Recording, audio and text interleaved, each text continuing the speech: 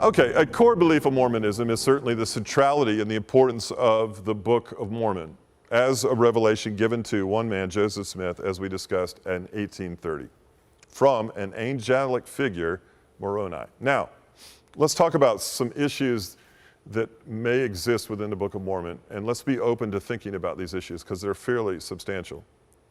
I think faith and wisdom need to travel the same road together. That seems to make sense to me. So, if a civilization existed, as does the Book of Mormon claim, in the Americas, then there ought to be evidence of the existence of that civilization and what that civilization did, as described in the Book of Mormon. That seems to make sense to me as well. All right, archaeology finds no evidence. There have been no discoveries, no digs, no skeletal remains, no battlefields, no weaponry discovered.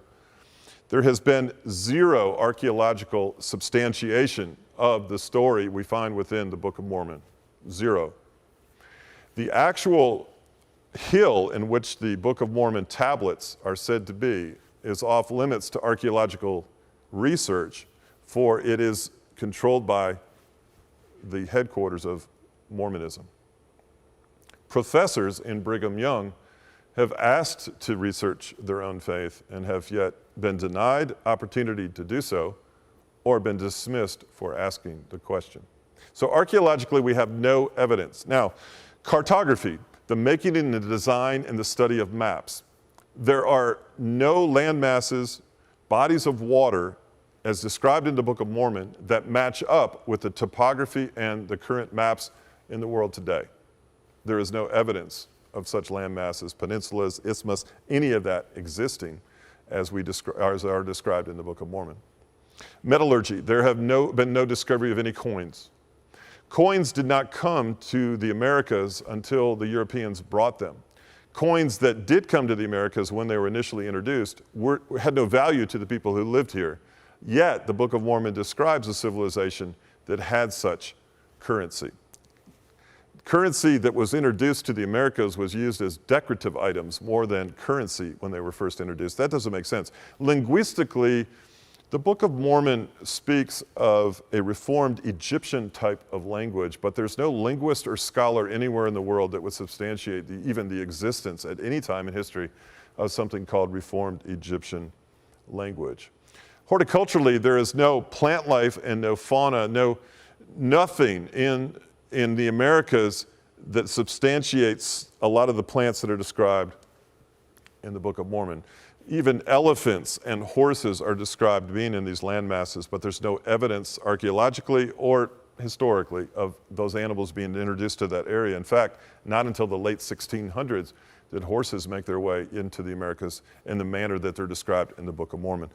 So historically, we just don't have that authenticity. The Smithsonian Institute has yet to validate the Book of Mormon as an authentic historical document, unlike they have the Bible. So the cities mentioned in the Book of Mormon, like Manti and Nephi and Sidon and Jershon, there is no collateral writings about these cities, nor the leaders of these cities, nor these cities existing in any civilization anywhere in the world. In fact, the Book of Mormon, speaking of cities, even says that Jesus himself was born in the city of Jerusalem. Now, how does that Book of Mormon, with these seemingly problematic areas, compare and or contrast with the Bible?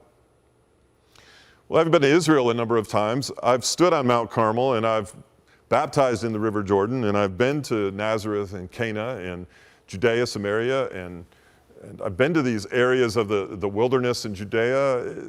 The Bible, when it talks of a city, a people group, throughout history and antiquity, it's substantiated in evidence in everyday life. The archaeological digs of the Roman coins, the weaponry, all of that dictate and describe the battles that were described in the Bible. So the reality of the narrative, the biblical scripture, is validated in science today. Science is not a foe to faith. Though science is a foe to the Book of Mormon, for science has yet to substantiate its claims. So this is problematic, and it's something worth thinking about. Mormons and if you're a Mormon, you'll know what I'm talking about. You talk about this burning in your bosom, this leading or this unction from God.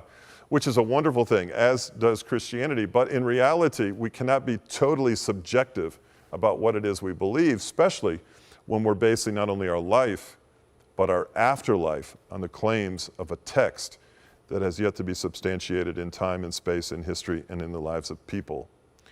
So that's not opinion, therein lies the facts. There is a lack of evidence, and this is problematic and must cause us, I think, must cause us who are reasonable to think and to rethink this particular text.